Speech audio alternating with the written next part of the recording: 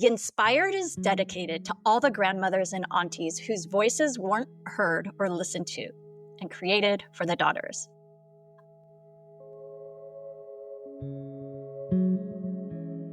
Aloha and welcome back to Inspired, a podcast celebrating different perspectives in Chinese medicine and integrative medicine. I'm your host, Dr. Haunani Chong Drake, a doctor of acupuncture and Chinese medicine. And today we have a very special guest, Sherri Rucker. I'm putting you on a little pedestal of a very special guest because you are one of the major inspirations for the birthing of this podcast. So I am sitting here already head to toe with truth bumps, with chills, just seeing you there across from me and knowing this is happening. So thank you for being here. Thank you for sharing your time. Me. Yeah. Whatever happens on this podcast, wherever we go, whatever conversations we have and wherever this conversation takes us, I am just really excited to share your work with the world, with a larger audience. Ever since I met you back in that might have been about 5 years ago now, right? Yeah, 2020. Or 2000, you were already doing so much. And I met you through a yoga studies program at Pacific College of Health Sciences. But you were actually there because of your journey through Ayurveda. Yes, definitely.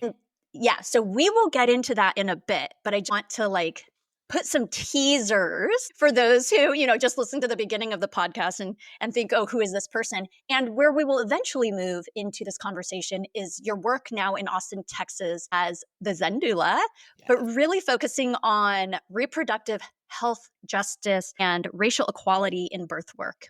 Yes. Okay. Oh my gosh, I am so excited for today. I am too. I really am. It's such a gift. You are such a gift, and thank you for being here.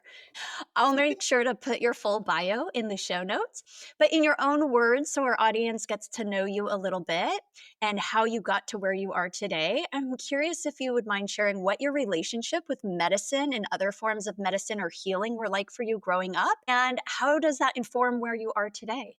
What a loaded question. But yes, okay, I would love to talk. So I grew up in California. I had, married parents. We were, middle-class parents, but my dad was atheist. So we didn't do church. We went on Easter. My mom would take us on Easter and Christmas and things like that. But as far as religion, it wasn't really a big part of my life. My parents are good people and everything. But when it came to that part of our life, they didn't really they let us make our own decision on what we wanted to do as far as that. But medicine was always a really big part of our lives. My dad had heart issues growing up. My mom had diabetes and things like that. So we were always Western medicine was a big part of our life. To make a long story short, going through life, I have 5 kids of my own and I have 3 stepkids. So I've been through every kind of pregnancy, complication and, birth complication. I've had a lot of my issues are centered around my birth, around being a mother. I've had cervical cancer. I've had postpartum depression, postpartum psychosis, all of these things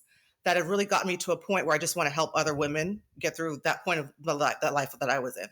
So when I met you, I had just finished coming out, well, not finished, but I was kind of in the middle of a really big slump, like a depression slump. It was COVID. I was trying to go back to school.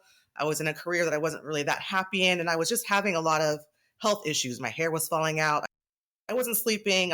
All kinds of crazy things were happening. And none of the doctors could tell me what was the matter with me. They just kept saying, well, just get some more sunlight. And they would always be pushing me some kind of pill. I was on, at one point, I think when I first started school with you, I think I was on 11 different antidepressants and insomnia type of medications, 11 different medications. I was just a pill person. It was a lot. And I was going to see the therapist almost every other day. It was just, it was under a lot of Western medication oppression, I like to call it. So I saw a doctor who was from India and he suggested I try Ayurveda. And I was like, what's Ayurveda? What is that? And he's like, it's a sister science of yoga. So the first thing I thought of okay, I really like yoga. So I said, let me just get my yoga degree and I can kind of learn as I'm getting my degree. So going through the program with you introduced me to Ayurveda and it was just completely changed my life. Over that course of, I think 2 years I was in the program, I went from being on 11 different pills to being on 0 pills and just doing yoga every day and changing the way I eat, changing how I was in the world. I was doing nothing with nature. I was just going to work and coming home. Nothing was really connecting as far as me and nature or the outside world. It was just kind of me just surviving. So through yoga and Ayurveda, I was able to completely change my life, like complete, like I can't even explain how much of a change it was, but a huge change in my life, like the way that I ate, the way that I parented my kids, the way that I slept, the way that I just moved through the world completely changed over that 2 years. I call it my spiritual awakening. I had really great professors. You, of course, one of my favorites. I had Adam, like a lot of people in that program at Pacific College were really integral getting to where I am now because I was so lost. I was so sick. I was so confused and hopeless kind of. And so through all, learning about yoga and learning about Ayurveda and how to take care of myself according to what's going on in the seasons and things like that, it really just gave me a place to be like, okay, I can stand in this and help other people. So after I finished my degree, there were so many things that I wanted to do. I was just kind of like, I called it collecting modalities. I was taking this workshop and that workshop, like everything. I was like, herbal, yes, let's do herbal. And, birth work, let's do that. I was kind of doing everything not just because I wanted to learn, but I was trying to help myself. How can I sleep better? Or how can I feel better in my body? So I was doing all these things and it kind of helped me catapult me into where I am now. So I would say, if you were to ask me 10 years ago if I was going to be a doula, I would have been like, no, like I don't want to deal with like blood and like babies. I'm like, no way, I don't want to do that. But going through what I did and seeing how Ayurveda and yoga helped me without having to do the pills and having to do the doctor's appointments and all of that Western crap, it was very like genuine to me. It felt like part of me. So I think that when I decided to do birth work, there was so much that I had done with my modalities that I could integrate into what I was doing. It was like, this is what I want to do. Being a doula is what I want to do. I want to help other women. I want to like hold babies all day. It just seemed perfect for me. So I had a time period of, imposter syndrome where I was like, I can't go deliver a baby. Like, that's scary, but it took me a while. Shadowed, some other doulas when I was here. And in California, I shadowed some other doulas. And I became more and more comfortable with it. And so right now, it's just the thing that I can't imagine not doing it. I don't know why I didn't do it earlier in my life, but I'm just loving it. And I'm loving everything that comes with it. I'm loving all the lessons and the families that I meet and everything. I just feel really energized and like excited about it. So. Well, thank you so much. And I just learned a little bit more about you. I didn't realize you were on 11 medications, honestly. Like we would have conversations and there's so far you get between the student and the faculty or instructor relationship just because the weird dynamics and power dynamics and hierarchy, all the things. But that's really, really incredible story. And one, I'm sorry it was so challenging. It sounds like to be on 11 medications, probably several times a day, several times a day. Yeah. Yeah, that consumes a lot of your life too when you are also having to see medical doctors that frequently. Yeah. And you have 8 kids you're also raising. Yes. And you're moving all the time. I mean, you didn't even talk about all the different moves, but you were always moving too. Yeah. So that's a lot to handle. This time of transition was a lot. It was, the moving alone was just a lot. But now I'm in a place where I'm grateful that I went through all of that because that's a lot of life experience and I'm able to apply to my work. So it's okay, but it was really hard. It was really hard. I'm glad I'm at where I am now. And so do you mind telling people more specifically, what does your work look like today? Yes. So currently I work for a company called Mama Sana Vibrant Woman.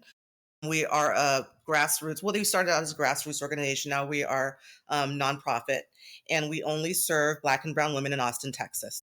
Black women, Hispanic women, Indigenous women, Asian women, that's all that we deal with in Austin, Texas. And I really like this work because, I did a few years of doula work where I was just working general population, which is great. I worked with a lot of different people. Doula work is very cultural. It's very from my heritage. So being able to work with women that have their own cultural ideas of doula work and birth work and working with those women on a level of birth, being in the room for their birth and learning from their mothers, how they do birth work. It's like this whole encompassing situation that I'm in. I'm learning so much, not just about my heritage, but so many other heritages about how they do birth work, how they take care of babies, how they take care of the mothers after they have the babies. I'm working in a space where I'm learning a lot and I'm just feel like I'm in this melting pot of different cultures and different women and different languages and different foods. And I'm just exposed to so much. It's really great. So let me get back to what Mama Sana does. So Mama Sana, This sounds fabulous. it's really amazing. I mean, we have a lot of women that come to the organization for our services, and our services are all free. So if you want a doula and you come to us, you can have a doula for free. And we do full spectrum care. So I work with the mothers from 30 weeks of gestation.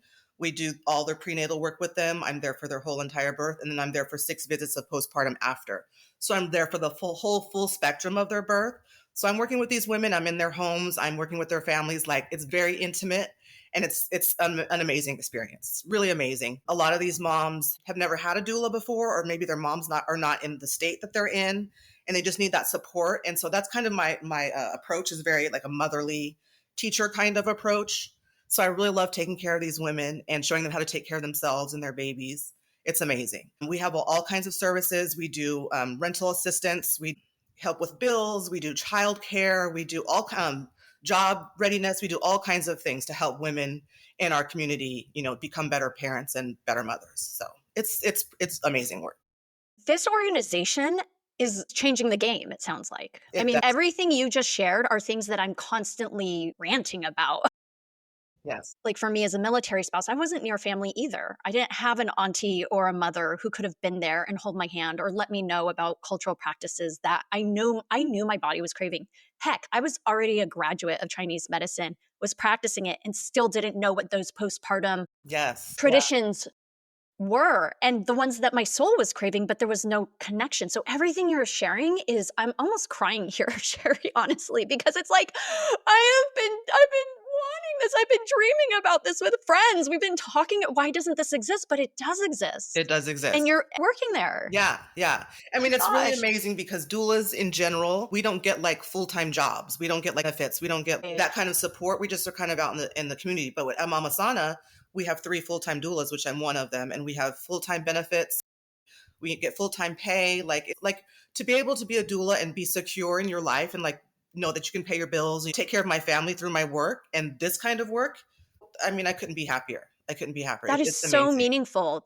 When we talk about holistic, this idea, and oftentimes it's just centered around ourselves, like body, mind, spirit. But yes. You and I have had conversations outside of this recording about holistic being also body, mind, spirit, but my relationship with nature and nature and me, and then with each other, and then with our smaller communities and families, and then our larger communities, and then the globe, right? And then the universe, cosmos, right? So this idea of holistic, in that you're meeting families where the big gaps are in their lives, not just for birth. It sounds like, because I seriously thought we were going to have a conversation today about doula and birth work in hospitals. Well, that's what's great about it, because I'm meeting these people where they are. Like, I'm going into their homes. We're not meeting at a hospital. We're not. Sometimes we go to the park. Sometimes we meet at the Mama Sana office. Sometimes we go to a farmer's market and go get some fresh fruits. I am able to move around in the world with these women like I'm their sister or like I'm their mother. They're all like really close in proximity to where I live. So I'm able to run over, like a mom may call me and say, oh my gosh, my baby is not going to sleep. Can you please come over here and help me? Like, I'm able to go over there and help them. Or, that's amazing. It's been like, I cannot explain the feeling that I have being able to make the impact that I'm able to make. I mean, I was a teacher for 26 years, which was great. I love being a teacher. I taught thousands of kids during that time. But even in that, I wasn't able to be as intimate as I am in the work that I'm doing now. Like, I'm able to go into the home. Like, I'm there through intimate times through postpartum and someone just having a baby. I'm engrossed in their family at that point.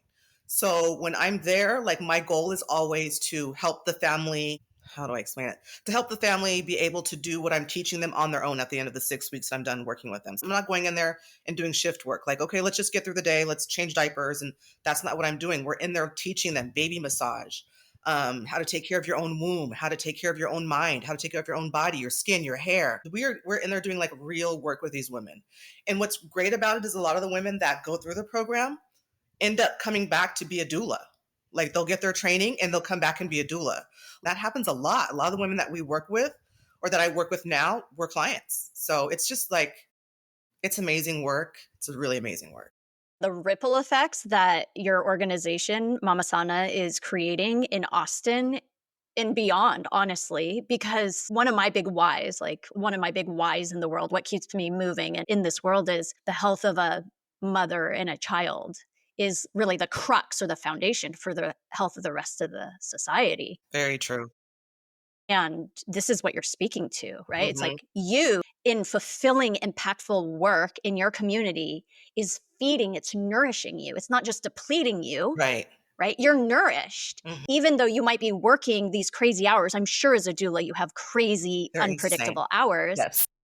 But given all of this holistic perspective that you're bringing to it, you also are being nourished by it. It's not Mhm. depleting you. Yeah. Because we do see that in healthcare and in medicine, even if we call it holistic or integrative or wellness, is like, but people are so stressed out doing that it actually is not serving them. Right. Right. And it sounds like you found your groove where it's nourishing you, it's nourishing your family, it's nourishing your Yes. community. Yeah. Yeah. It And then really it's is. nourishing those families and it's circling all back in. This is not the conversation I thought we were going to be having. And now I'm like, oh man, am I changing my career? I'm really speechless in a good way, in a really good way. It just Yeah. makes me so thrilled.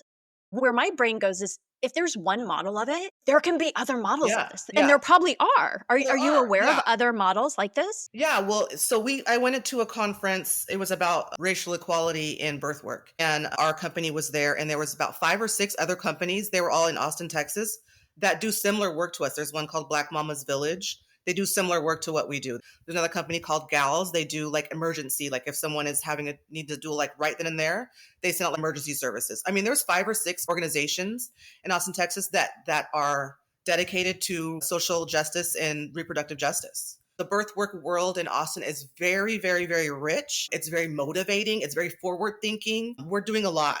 We're doing a lot out here. We're doing amazing work, and these moms are getting things that I wish I had when I had a baby. Like I didn't have a doula, but Right. I mean, all the things that you shared are all the things I wish I had retrospectively. yeah, Right. Like almost like a surrogate mom or an auntie. It sounds like you get to go in there. it's all a big part of postpartum care. And what's great about it is since I work with so many other women that are also doulas that come from different backgrounds, I do a lot of Ayurvedic nutrition for things like skincare and taking care of your hair and things like that. But some of the other doulas that I work with, like one is Hispanic and she does a lot of work that's from her heritage, like working with a rebozo and the things that they do, the things that they eat and ingest to take care of their postpartum care. Like there's so many different, like the Asian women, the things that they do.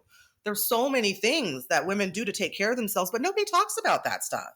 I mean, I had 8 kids. No one told me about these things until I'm, 45 years old. Now they're telling me, you know what I mean? But those things, like these women need to know that because I have a lot of women that come to me. They're like, I call them TikTok moms, and they find a lot of information off of TikTok and they're like, oh, what about this? And I'm like, okay, that's great. But if you really want to get to the meat and potatoes of doula work, it's very, like I said, cultural, it's heritage, it's from, there's so much history to it. And those practices that come from years and years down the line are the things that really, really nourish the body, that really, help the mom recover and help the baby thrive. Like the things that I'm learning and the things that I'm using in my birth work now, I wish I would have done that with my own body, my own babies when I had them. But now I'm happy that I'm able to share that with other women. So it's been really great. I hope we can talk about some of those different cultural, because it was something you said early on. I just was like, wow, that hit my heart really loudly. We said doula work is cultural work. Yeah. That I had never thought about that. And yet it's no surprise, Mhm. right? Like every culture across time has had their birth worker because babies are being born. And I mean, some people are able to have them without help, but I sure needed help. And I Mhm. think a lot of women across time or female bodies across time, birthing bodies across time have been in support. Right. And it's almost weird that now in the 21st century, even though we have all this amazing technology, it's the most lonely path Definitely. that Yeah. we can possibly imagine. So even though we have all this amazing technology, our birth experience is so clinical and pathologized that Mhm. what you're doing sounds like it's coming back to the roots. It's coming back to the home. It's coming back to the womb. It's coming back to this innate knowledge and wisdom Yes. that maybe that's what we're missing. I Yeah. mean, this is my opinion. Yeah. I think that's a big part of, reproductive justice. That's with working with Mama Sana too. I've been really had my eyes open to a lot of things that I never really thought about before as a doula. I just was kind of doing the work. But like when you learn the history of it and when you learn why the doulas do what we do now and why they did what they did then. And like when you learn about that, it becomes really, really personal and then you really want to protect it. Like I'll explain it this way. When I first started doing birth work, it was very for lack of a better word, in a Caucasian world. Things were very like medical, like, you're going into the hospital to deliver the baby, and there's these sets of things you do for postpartum care. And it was very like clinical and very, I don't know the word, just very vanilla. And then when I started working with Mama Sana and learning all of the things, like why I do what I do, and like what things really help the mothers and what things really help the babies, and learning where it comes from, I feel very like it's sacred to me now. Like I'm very like judgmental, I guess you could say, when it comes to doula work. There's like this whole movement of they're trying to codify doula work. They're trying to credential it in another word, like trying to make it so that you have to go Like through this. making it a license or something. Yes, yes. So they're trying Yeah. to do that. And that to me, and I'm sure a lot of doulas, is infuriating, because this work is not clinical work. This is cultural. This is from, Black heritage. This is from, Hispanic heritage. These are things that come from our heritage. You can't take that away from us. You can't change it and make it clinical and add pills to it and add all of these things like, birth work in a hospital. What really bothers me about it is there's so many interventions that it ruins the actual birth experience. Like if you just let a woman have the baby and just go with how she's feeling, that's my process. I don't like to do membrane sweeps or inducing or pitocin, none of that stuff. Like that's just interrupting the birth process. Just let the baby, let it happen the way it's going to happen. And so I don't like I do, but I don't like going to the hospital because the doctors are so, let me just break your water. Let's just do a C-section. And it ruins the whole process of birth work. With all of my births, I had really bad pregnancies. I was on medication. Had postpartum depression. I had postpartum psychosis with my twins. And everything was so clinical, and it was just so, I can't think of a better word, but it just seems so far away from me. So now when I'm able to, a lot of the things that you can cure with postpartum with your diet, with what you eat or what you put on your skin or going out into the sun, like it's so simple. You don't have to give them the pills. You don't have to put them on bed rest for weeks at a time. Just let the body do what the body does. So that's something that's really important to me. And I try to teach that to the mothers too. You don't need all this stuff. Like I go to the houses and they have all these bottle makers and bottle warmers and all of these things, all this technology, like you said, which is nice. I really just like to go keep it simple and keep it like my heritage. Like, 40 days, like we do postpartum care. It's 40 days after the baby is born. And traditionally we would be in a hut somewhere for 40 days and someone would be taking care of me having this baby. I wouldn't leave that hut. Someone's actually hand feeding me food and, brushing my hair and bathing me while all I'm doing is taking care of the baby. That's what it's supposed to be like. So the more I can get to that, when I'm doing my birth work, the happier that I am. When you say that, keep it so simple. Our bodies are designed to be in rhythm with nature, are designed to give birth if you have a birthing body. And not all bodies are. And some bodies will choose to have babies. And when they do, we try to make things so complicated, I think, from this modern way of thinking, because if it's complicated, that makes some people smarter than others if they have it figured out. Right. And it creates this hierarchy in something that is from nature, is of nature, which is reproduction and birth. Right. And so it really actually is, like you said, so simple. Mm-hmm. And the more we complicate it, takes power away from us. Yes. And so the more we can simplify, the more we can bring it back to the roots, to the earth, to the 40 days, what your ancestors did. And granted, I mean, let's be honest, I kept saying in my birth over and over again, if I had done this 400 years ago, the tiger would be eating me. That's like what I was saying to my husband the entire time. Like, I would have died. The tiger would have eaten me. Like, thank goodness we have, some interventions. And at the same time, to have had someone actually next to me the whole time, just telling me, someone's going to tell you it's going to be complicated. They're going to put all these ideas in your head.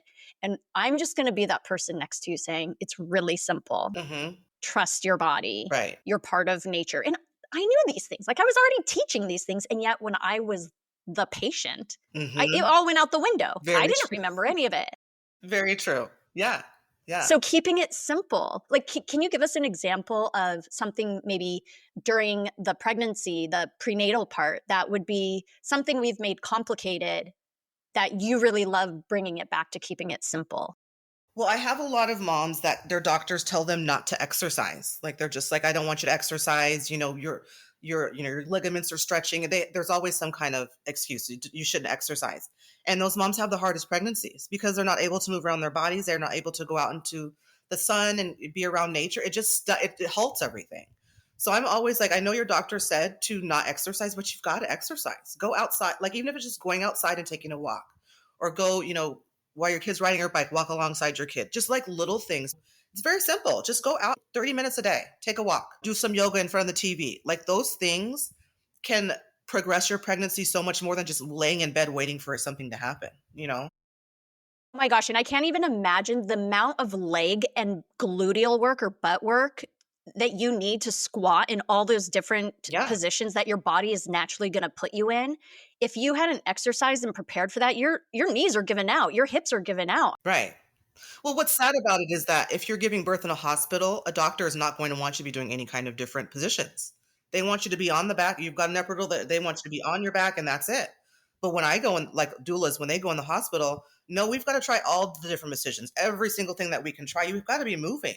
You don't need an epidural right now. Let's just work through it. We're going to breathe through it. We're going to do all these different things, massage, TENS machines, like things like that to calm the body, rather than just laying down with an epidural. It just, like I said, it halts the birth process. It makes everything harder. That's an intervention. So I think, like, another thing too, like in postpartum care, I have moms that have like these apps on their phone where they log in every single pee, poop, tear, changing, nap and everything, which is good for a while, but like, you're not able to enjoy your baby when you're doing that. Like, every time she cries, you got to put it in the phone. Every time she pees, you got to tell, every time she poops, what color is the poop? Like, Oh, that's a lot.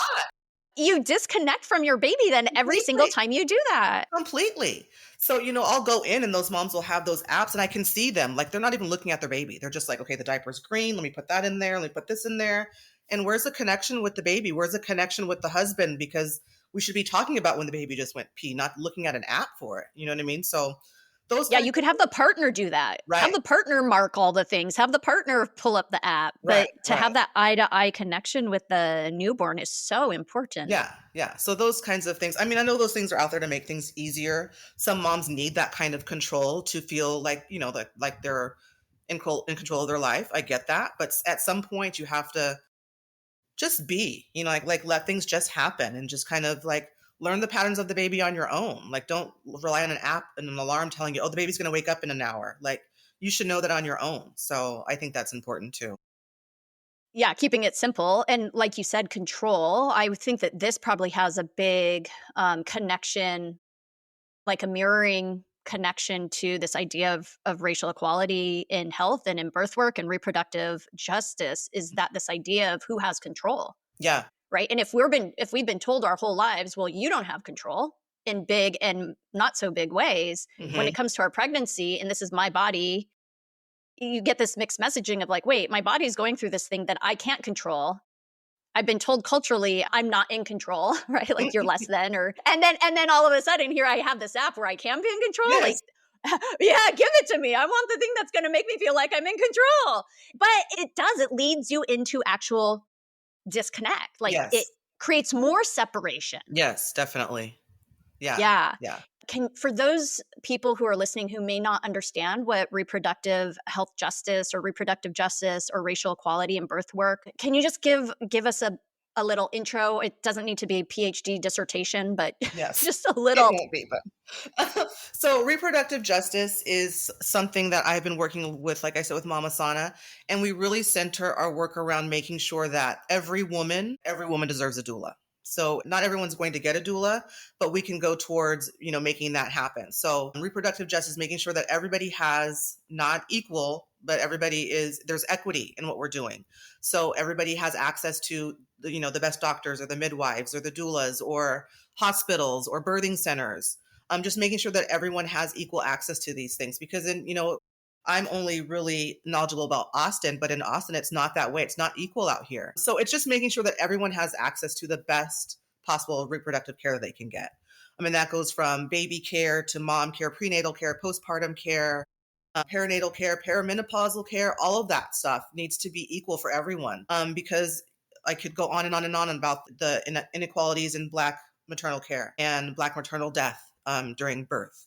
it's scary. It's just something that it's going to start making me get all worked up. But the inequality for Black women it's scary, and it's always been that way. And there's things that we can do as a community that we are doing to close that gap. But it's something that needs to be done globally. It's not just in America. But I'm sure that America is not the safest place to have a baby. I have a lot of moms that want to travel outside of the United States to have it because there's no justice, especially in the climate that we're in. We're in Trump's America right now. All of the things that are readily available, that were readily available to women, they're all taken away. Every single day, those things are getting taken away.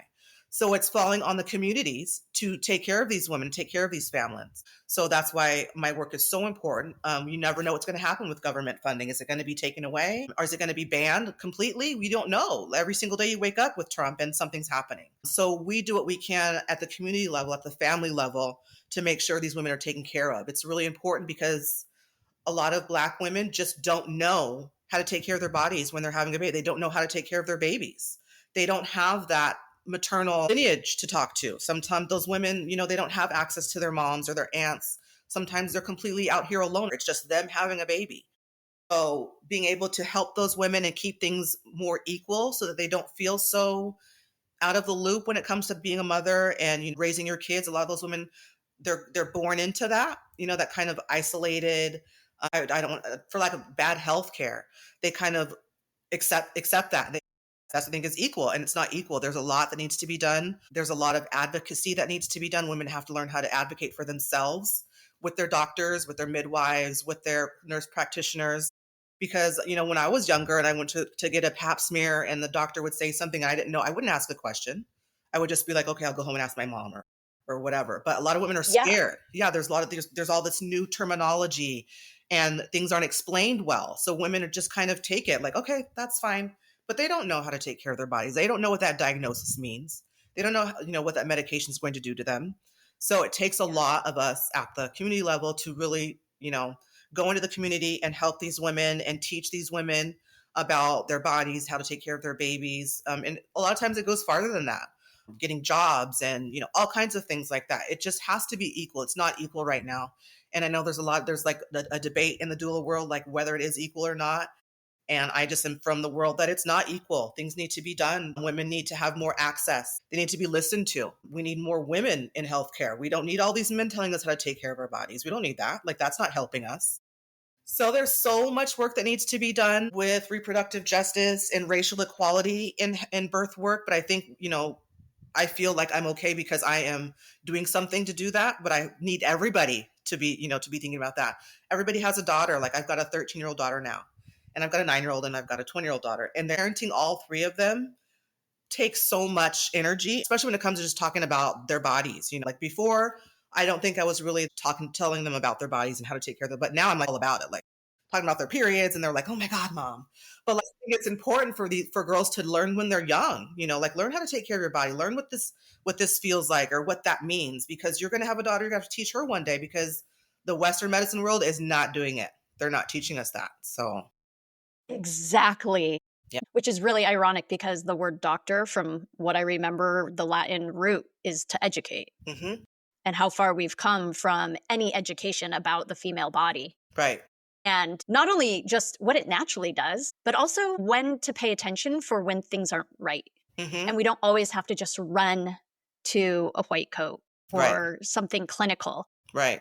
I think that's so powerful. Everything that you're sharing, I'm going to use this term grassroots. It feels very grassroots. And I use this in a very empowering way because for so long, for hundreds of years, everything has been turned clinical or money or governmental or licensure, and things have not gotten better. I mean, okay, let me restate this. In a lot of ways, things have gotten better for some people and some groups of people. And for others, it's created more and more disparity or disconnect or lack of resources. Yes. And at a certain point, I know for me, for a long time, when people would say, you're such the black sheep of the family, or you've taken this path less taken, like, why do you do this? It's because no one was listening to me. No one cared about what I had to say. Mm-hmm. I realized I have to learn how to take care of myself for me to continue. Right. That's so true. That's just my personality. It's like if someone were to give me a diagnosis, I'm going to give them a middle finger, probably not to their face, but door closes, I give them the middle finger and I'm like, I'm going to figure this out. Right. Mm-hmm. Like, That's just a personality thing. But a lot of people are not, they don't have that personality. The doctor tells them what they have. Here's the pill, go do it. Yeah. Right? Because we don't know what our body can or cannot do. And so it really begins in the home. And why I brought up this term grassroots is we need to just bring it back to the family and to re-educate. This is what our body does. Right. You know, this is the clitoris. This is the vulva. This is your menstrual cycle. This is an erection. This is and not to pathologize it and not to make it taboo. You know, it's going to happen too, just because of schools. Like they get to a certain age and your kids are like, you know, anytime they hear the word penis or vulva or vagina, I say it all the time. You know, it's just like arm. Why didn't you just giggle when I said arm or nose? You didn't just giggle when I said nose. These are just parts of the body. And that's my way of trying to reframe these conversations for my kids. Yeah. I think at a community level, what you're doing is so powerful and we need more of it. I like to teach them like you taught me. Like, for example, don't put anything on your face that you can't eat. Like, I thought that was the craziest thing I ever heard, but I started doing it and my skin, look at my skin. Look at my skin. It's gorgeous. It's glowing. But all of my girls are the same way. We don't put anything on our face that we can't eat. Like it's coconut oil. Like we keep it simple. And so you teach that to your clients and they don't feel the need to every time they get a sniffle, they need to go to the doctor. Well, every time they're feeling like foggy brain, they need to go to the doctor. Take some lion's mane. You'll be fine. Get some mushrooms. You'll be okay. But there's ways to take care of yourself that you don't have to go to the pharmacy. You don't have to go to the doctor. Like teaching women how to take care of their bodies through herbs and ointments and tinctures and things like that is so much more, what's the word?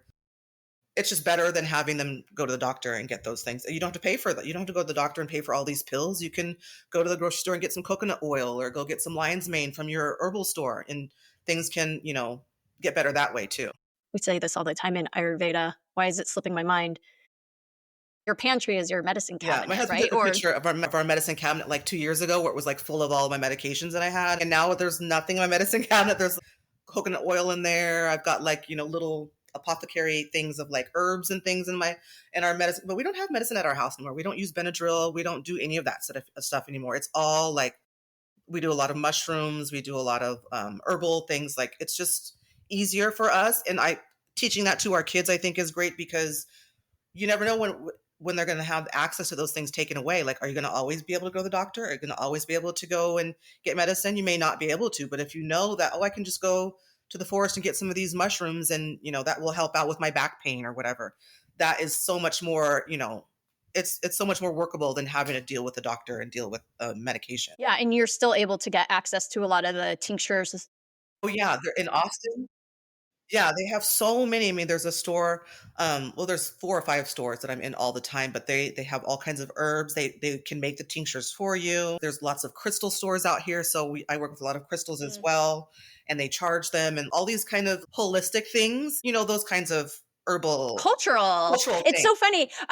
We used to talk about this in class. Remember how I would say nothing's new age about this. It's actually bringing us back in time to cultural practices. Yes. But it's funny that it has that name new age because nothing's new about it. It's bringing us back to practices that have been happening for thousands of years. Exactly. Yeah. One of the herbal stores that I go to works there. She's a little Asian woman. She's like 90 years old and she's got so much knowledge. Like I can just be like, I've been really constipated. And she'll just be like, okay. And she'll go and like make me a little thing and write down what's in it. She'll be like, okay, bye-bye. Like, it's just, they have so much knowledge. Like it's just bleeding out of them. Like I can call her and say, I've been having these headaches. And she'll be like, okay, come by. And I'll go and she'll have like this tea ready for me. And she'll say, this is what's in it. And this is how you drink it. Okay, bye. Like, it's just so engrossed in them. Like I want to be like that where it just, comes out of me, like, everything that I'm thinking, all this knowledge I have, I want to be like that one day. Yeah. You told me after you graduated that you thought you were going to go take an herbal program. Did you ever do that? No, I have one. There's one that starts in September that I really want to take. It's a 2-year program.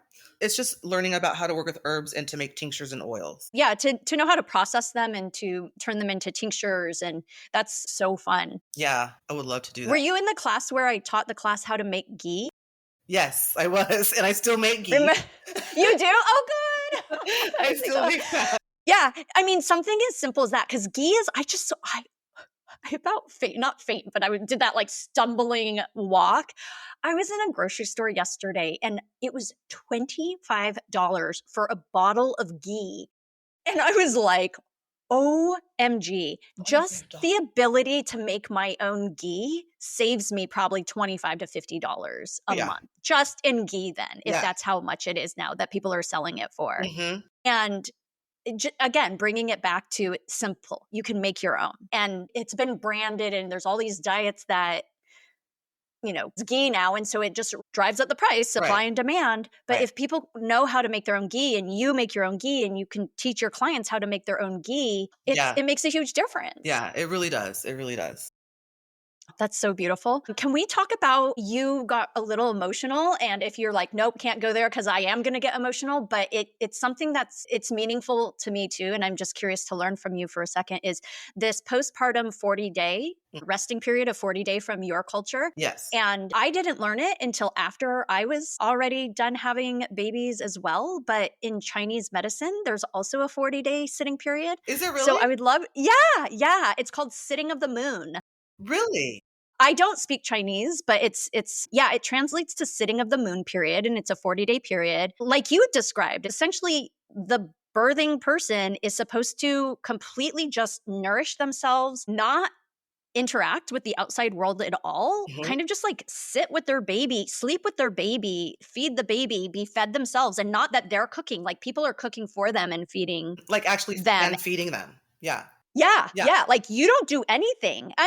There's cultural variations of this, right? And there's a spectrum of participation, right? Like, but yeah, there is a 40-day sitting the moon period. And so I'm And curious it's to funny, you what you there's learned. one like that in Mexico too. There's a 40-day Is postpartum there? period in Mexico too. Yeah, and so Yoruba culture, so my mom was a doula before, and so this is kind of our Yoruba culture is what a lot of my practice comes from. That's kind of what I learned. And so Yoruba tribe from Africa, you have a baby, and for 40 days you're in like this covered hut, and there's herbs that are burning in the hut, and there's 5 or 6 women that are there to take care of you. So it's your mom and your mother-in-law, and then any sisters that you may have, any sisters that the husband may have or the partner may have, they all are just in this hut taking care of you. So in our work that we do here, we kind of modify it a little bit, but you're supposed to stay 10 days in the bed with the baby, 10 days around the bed with the baby, 10 days in close proximity of the bed with the baby, and then 10 days within the hut. So those 40 days, you are not, I mean, not that you're not allowed to, but I mean, it's not just a time of postpartum. Like it's a cultural awakening. It's a rite of passage. And not only are you just being nourished by these women, they're cooking for you and hand feeding you. Like you're not allowed to take care of yourself. You're not allowed to touch yourself or wash your hair. The women are doing all of that. They're massaging your womb. They're massaging your feet. They're combing your hair and putting oils in your hair. They're taking care of your skin. And all you do is take care of the baby. And so during this time, at least in Yoruba culture, those entire 40 days, the women in the hut are blessing you. And the men in the hut, the men of the village are outside of the hut blessing you from the outside and blessing the father of the baby. So it's this whole entire all-encompassing event, which is so far from what happens in America when you have a baby. But it's a very special event. There's a video. I wish I could think of the name of the video, but there's a video on it. When I find it, I'll send it to you. That kind of goes through the whole why they do what they do and the deities that they worship during this time. It's very sacred. So when I went through all of my pregnancies, I didn't have any of that. It was all in the hospital. It was C-sections and, all things like that. So now that I'm doing my doula work, I try as much as I can to bring as much of that in as I can. So a lot of times their mothers will come, fly in for the baby. And I'm not just working with the mom, like I'm working with the grandmother too. And, teaching her like her role, like, I know you think you're just a grandmother, but you're not. Like you're the godmother of this child and you are the lineage of this child. And so teaching them, like, it makes me get teary, but teaching them that the grandmothers are always really appreciative of that. Like they may not know that that's what their culture is, but being able to teach that to them, and they're able to bring that to their friends and say, oh my gosh, my doula taught me this. And it's been like, I have a lot of repeat customers, like my sister's pregnant or my daughter's friend is pregnant. Can you be their doula? And it's because I'm able to teach that. I'm not just going in and delivering babies. Like I like to go in and teach like the whole culture of it, the whole heritage of it, the different tools that we use to birth our babies. Like there's so many different things that we do that, all different women need. But I feel like the Black culture or Black and brown women need to really hold on to that heritage because is every single day, it's, things like our heritage is getting taken away and being erased in America. So to be able to learn those things and to pass those things down to our daughters is very, very important. So it's something that I really love about doula work. It is sacred. Yeah. And so much of the sacred has been pathologized or just stripped away to be like, no, you can go to Trader Joe's 2 days after you gave birth.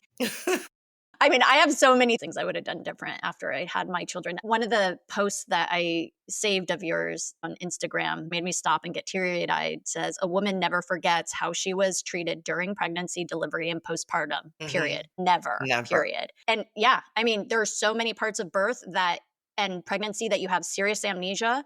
That's how the population continues to grow. Mm-hmm. You had another. Why would I have another after the first? Because there are some parts you forget. However, it's like runs through my head like a movie. The before, the during, and after, the labor, the delivery, postpartum, the crying, where's my help, yelling at my family because they're asking me to make 10 decisions. And I'm like, I can't even keep my eyes open. You're asking me to make decision about dinner? Right. Like, just choose something, Yeah. And to think about how sacred it is, to think about how sacred that time is now retrospectively. I want more women or birthing bodies in this changing medical world that we're in, the birthing bodies to recognize how sacred that time is. Mm-hmm. Yeah. Because we've taken the sacredness out of it, out of this ideal of you can do anything. We're independent. You're on your own. So many people don't live near their families anymore. Mm-hmm. And so they think they have to do it on their own. And what I'm hearing with your organization and making me want to look in my area is it's okay if you're quote unquote alone, meaning not near aunties or sisters or blood family, but reach out and don't do it alone. Yeah. You can create your own village. You can create your own village. You can create your own sacred community of people who will come and feed you. And please stop bringing everything lasagna. Yeah. My own PSA.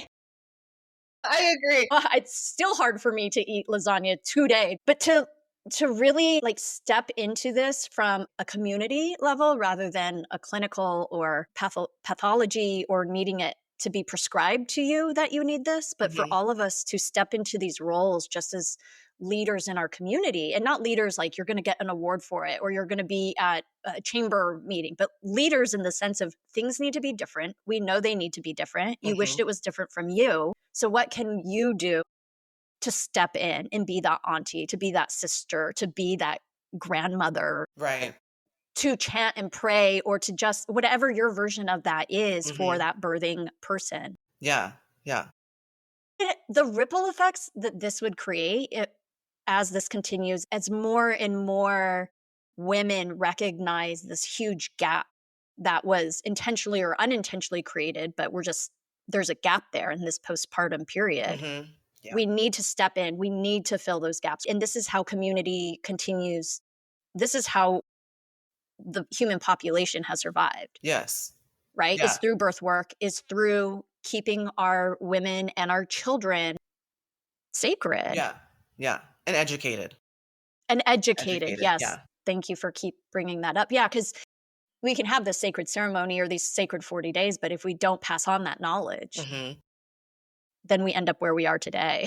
Right. I mean, honestly. It's true. Yeah. So part of why I created Inspired is a conversation just like this, where it's like, you don't have to have this big, huge degree with all the student loan and debt to make a huge impact in your community. Right. Yeah. That's what, like, another thing about the grassroots part, how we started out in Mama Sana. A lot of the women would get their doula certification and then would always keep striving to get another certification, not in the sense of learning, but just because they want to become more relevant, I guess you could say.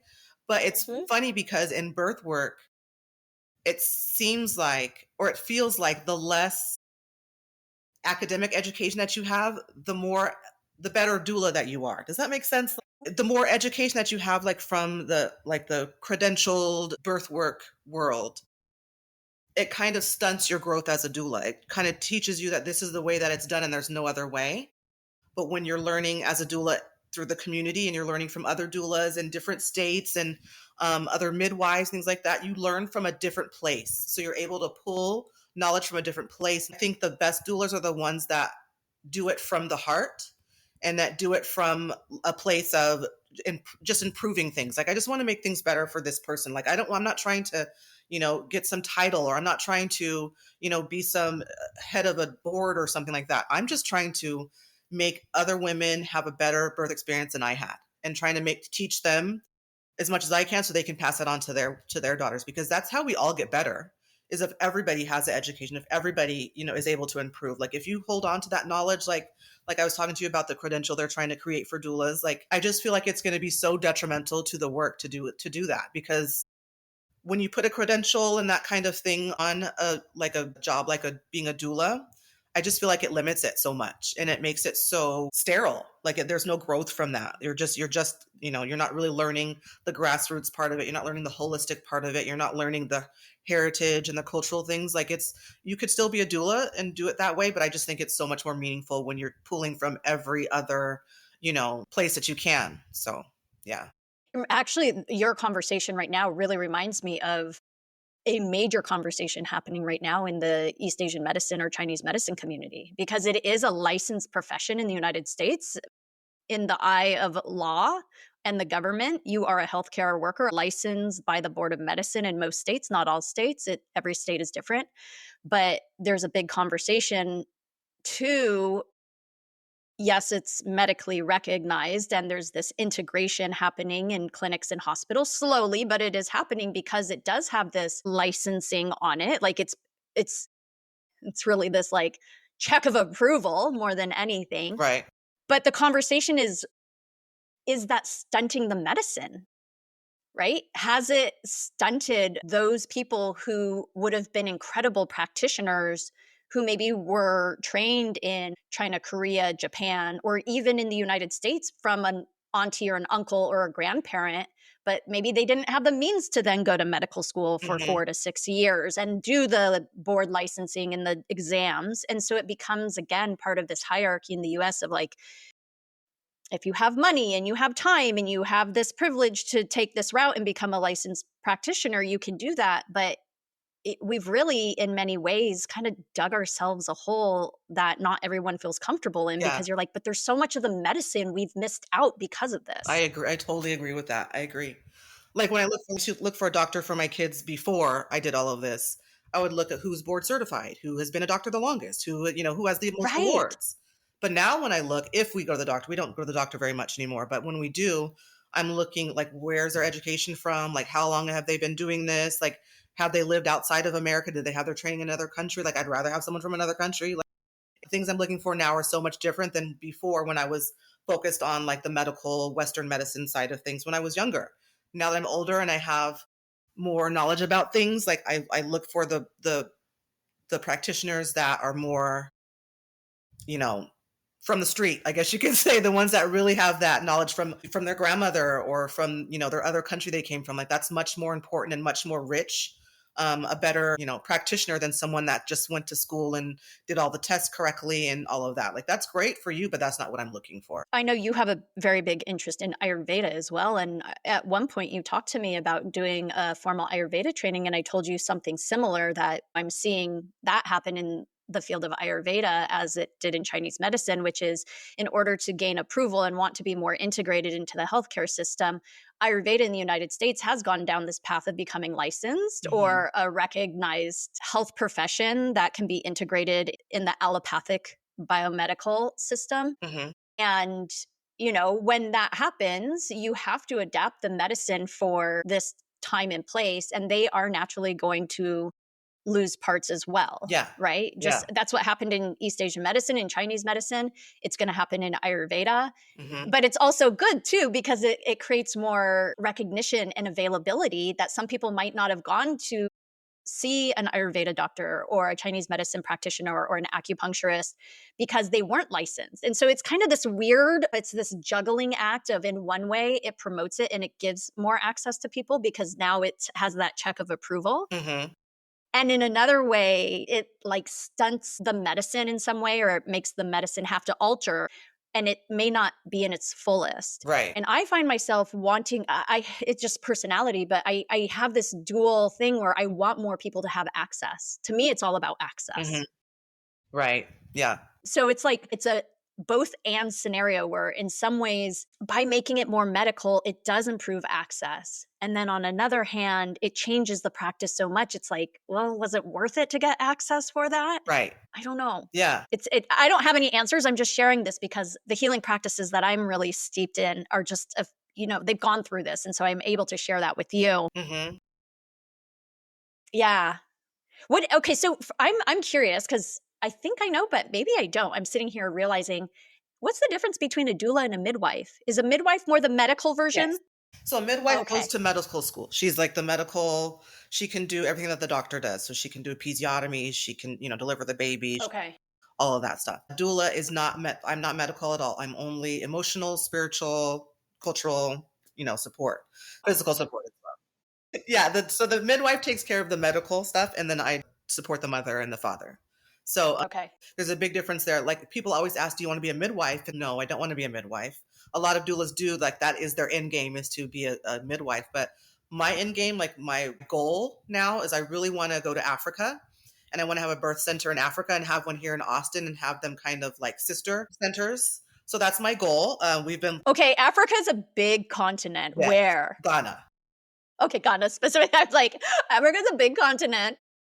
I know you know that. Yes. I have a client actually right now that she's from Ghana, and she's the one that actually really got me the ball rolling on this, because she actually does this. She deals with women or people that are moving from America to Ghana, and then she helps them have their businesses. They always have a business here and one there. So she's working with Wow. me to find a place. Like we want to live like in Ghana for 6 months and in America for 6 months, and then have 2 birth centers. That's my goal.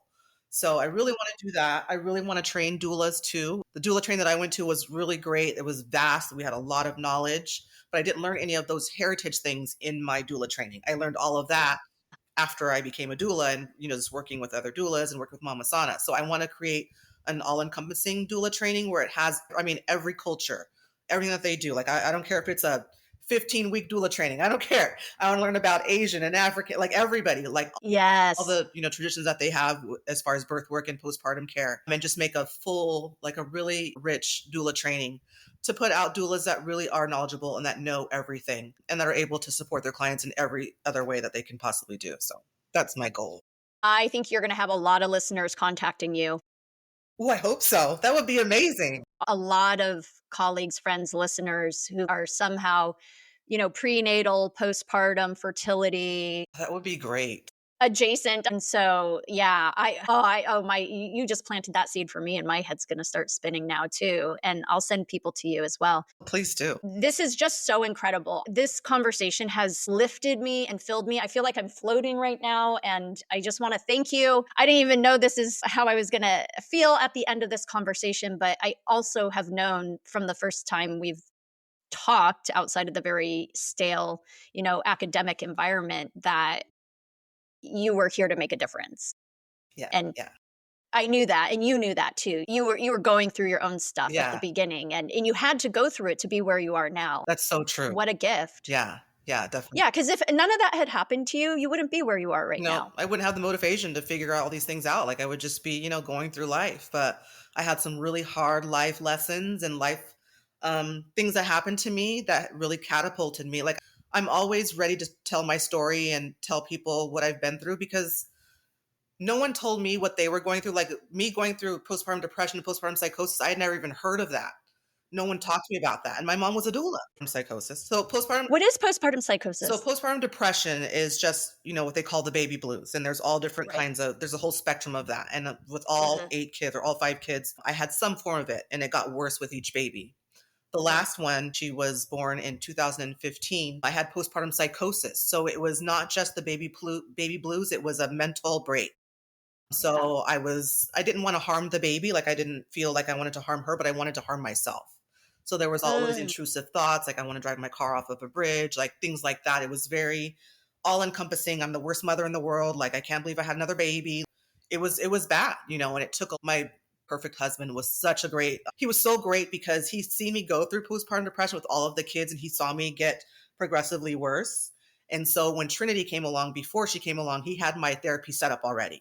So I was into therapy quickly. I was on a lot of medication, which was not the greatest, but it took a good 6 months to a year to pull myself out of that. And I didn't pull myself out of it and I wasn't like fully functioning. I was still pretty messed up, you know? And so that's when I started the yoga program and I really pulled myself out of it. But postpartum psychosis can really derail your life. It really derailed my life. I wasn't able to work for about 4 years.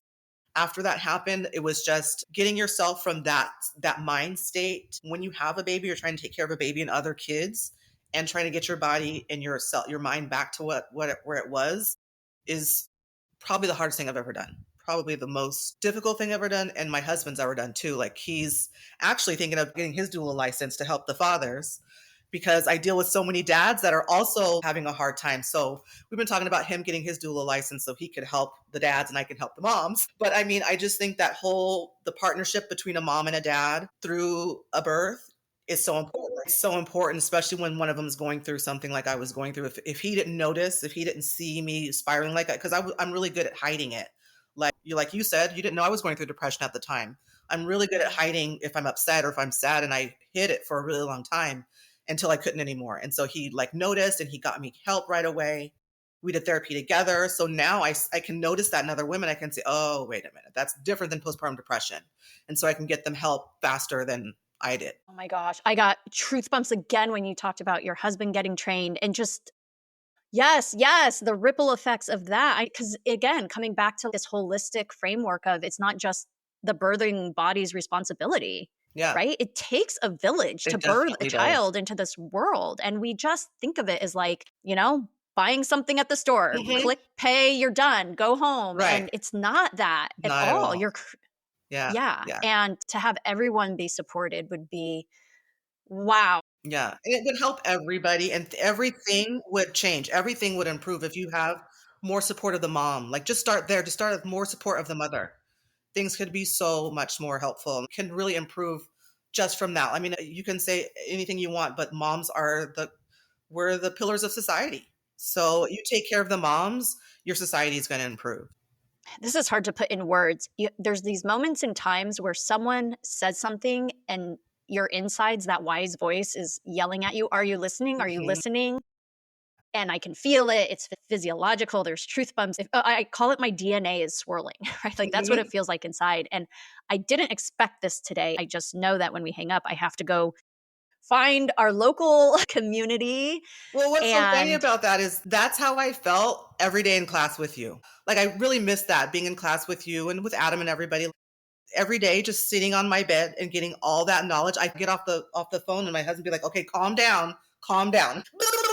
I learned this, and like you said, I had chills all the time, like feeding off of other people in class. Like this, like, I already felt good about what I was doing, but I feel so much better about what I'm doing, and I feel even more clear about my path moving forward just after having this podcast with you. So I really love that you asked me to do this, because I don't know if you know how much I love you. Like, I look up to you so much, and you were like one of the people that really changed my trajectory when I was going through depression, going through anxiety and all of that. Like, you were definitely one of the main, next to my husband, one of the main people that really motivated me to get out of my own head and to keep moving forward and to not sit into what I was sitting in the depression. Like, the education that you were giving me and all the knowledge about how to take care of myself, like, it completely changed my life. So I take that spirit that you gave me and the work that I do now. Like, you made me feel good all the time. So I always feel like making my clients feel good all the time. They say that too. Oh my gosh, you make me feel so good about myself.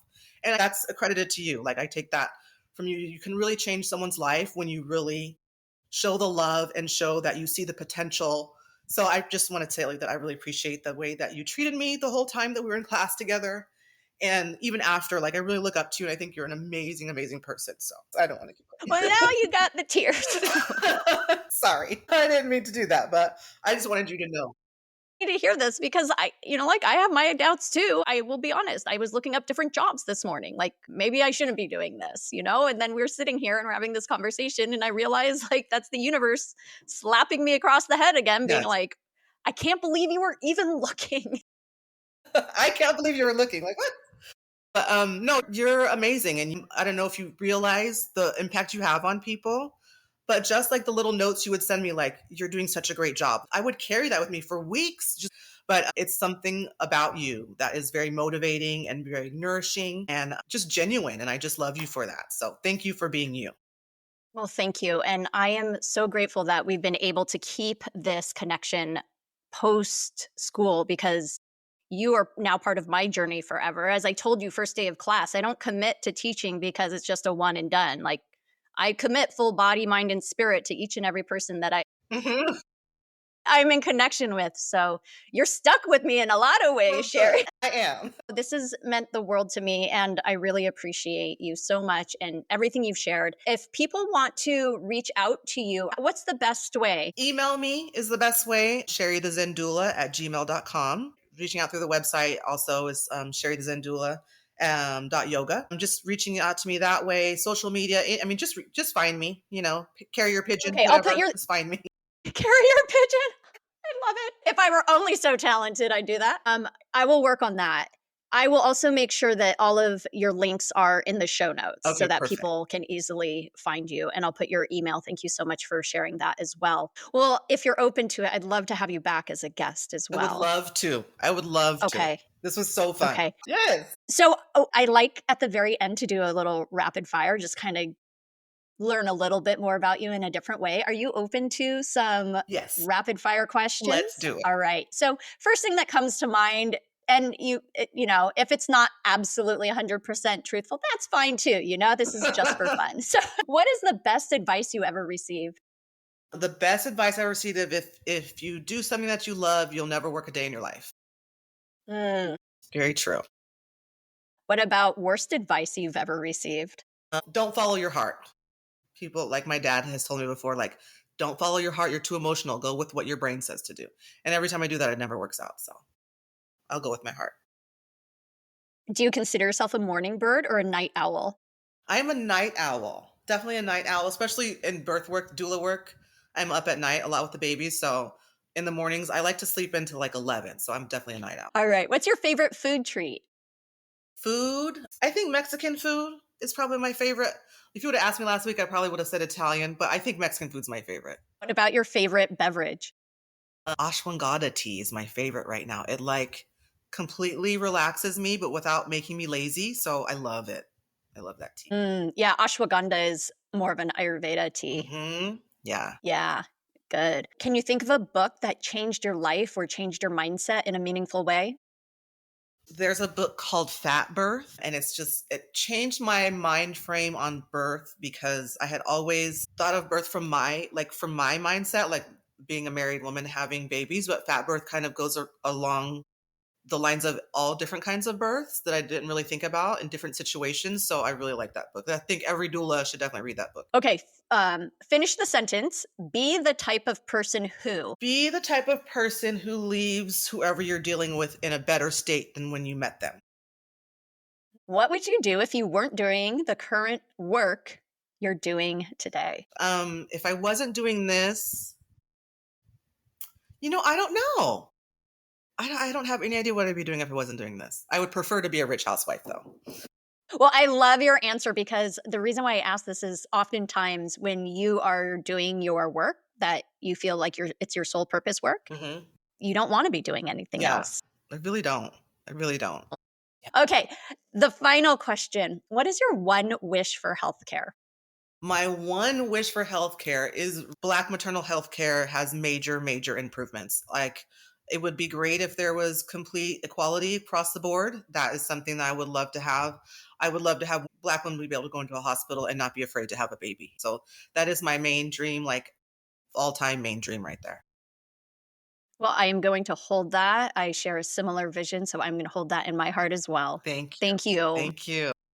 Thank you so much for being with us today, Sherri. I will make sure all of your links, how people can connect with you, are in the show notes and the shout out section. And just thank you for being here. You are such a gift to this world, and I hope you feel it. And I hope we can continue to support you in the amazing work you're doing. Thank you so much. I love being a part of this. Thank you for having me. Please subscribe and share this podcast with someone you know or love, and help us make positive ripples in our communities. If you would like to continue this conversation or would like to know more about Inspired, read the transcript of today's show and find all the resources and links discussed in today's episode, please subscribe to this podcast feed at substack.com. That's stack.com, and look for Yinspired. It's free to join, and you'll be emailed with every new episode, along with the ability to comment and continue the conversation started here. From my heart to yours, create a day you love. This podcast is for entertainment, education, and inspirational purposes only. Nothing in this podcast is diagnostic or direct medical advice and does not establish a practitioner-patient relationship. Seek care from a highly trained medical provider for your healthcare concerns.